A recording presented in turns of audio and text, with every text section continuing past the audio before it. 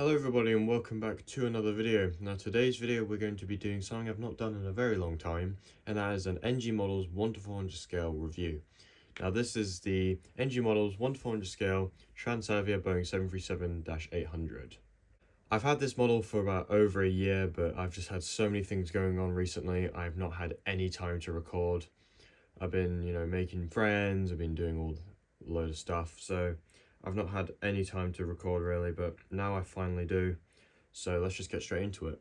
First up, we have the box. Now this is quite a small box. You'll notice for NG, they all have very different sizes for the boxes. So like the 757 boxes are like quite thick and they're like medium size. So the 737 boxes are quite thin and small. And I believe the 787 boxes or whatever are same size as the 7.5s and all that. But the point is, they're all the really different sizes, which is kind of cool, but a little bit costly on NG's part. But here's the front. It's quite a good detail box, just like per usual. You can see all the details of what the livery would have on the aircraft itself.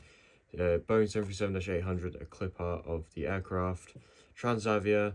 Then we got the registration is Papa Hotel X-Ray Alpha. NG Models logo, 1 to 400 scale die-cast model. And then you can see it is a Boeing licensed product. Here, NG, Boeing 737-800, another clip art, the registration and the barcode. NG, Transavia, Boeing 737-800, 1 to 400 scale collectible models. And then it's just the same on these other sides. And then here, on the back, NG, next generation model, another clip art. The box is quite indented. I do not know how to fix that, but whatever. That's NG socials, so if you want to go check them out. There's a little hazard and made in China. But it's quite a decent looking box. I'll show you the cradle. As you can see, mine doesn't fit exactly well, but it's whatever. But yeah, it does look pretty good. It's got a nice piece of plastic in there. And it does say 1 to 400 scale. Well, not, it says just 1 to 400, 737-800. And then that's the box. Now for the model itself, it is overall a pretty decent mold. There is one thing that I do realise is a little bit off about it, but other than that, the decals, the mold, and just everything about it is pretty much perfect. So let's just get straight into it. So here is the model up close. You can see the nose cone details, the cockpit windows, the L1 door, whatever. I do not know what this is. I think that's probably the names of all the planes that they have in the fleet. Nose gear doors, then we have the nose gear itself, which is actually pretty spot on. It's not tall or low. It is kind of wide, which is not too bad, but I don't know, it's a bit unsettling. The one thing that I do not really like about this model is just the nose in general. I think it looks just slightly off. I think it's a bit too rounded, but it's just whatever. Hopefully they fixed that in the newer ones. We then have the Transavia titles, which look pretty good. The green as well looks spot on. We then have the engines. We have the Transavia logo on the engines. And the engines itself, they look pretty good. Don't see anything wrong with them. You can see the turbo fans in there, which look pretty cool. We then have the main gears, which I'll flip the model over.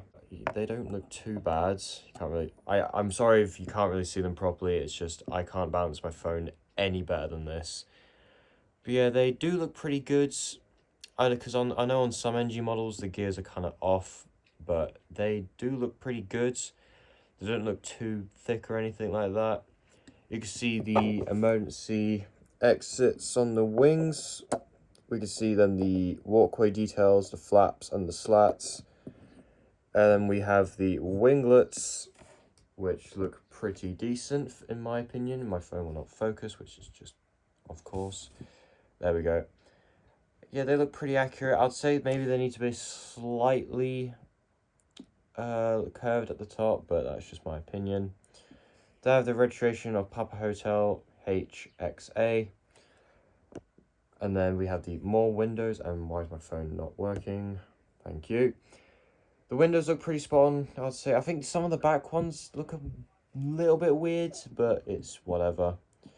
You it does say Boeing 737-800, but because this is quite a small model, you won't really see that.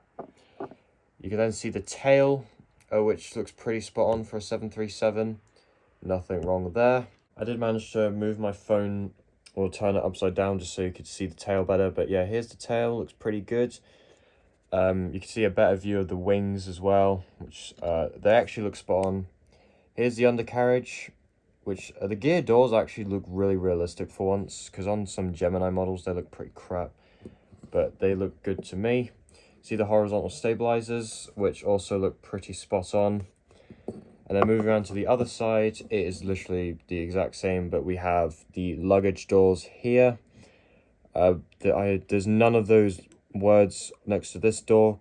And then here it does say Boeing 737-800. And here, I guess there's some trim or something.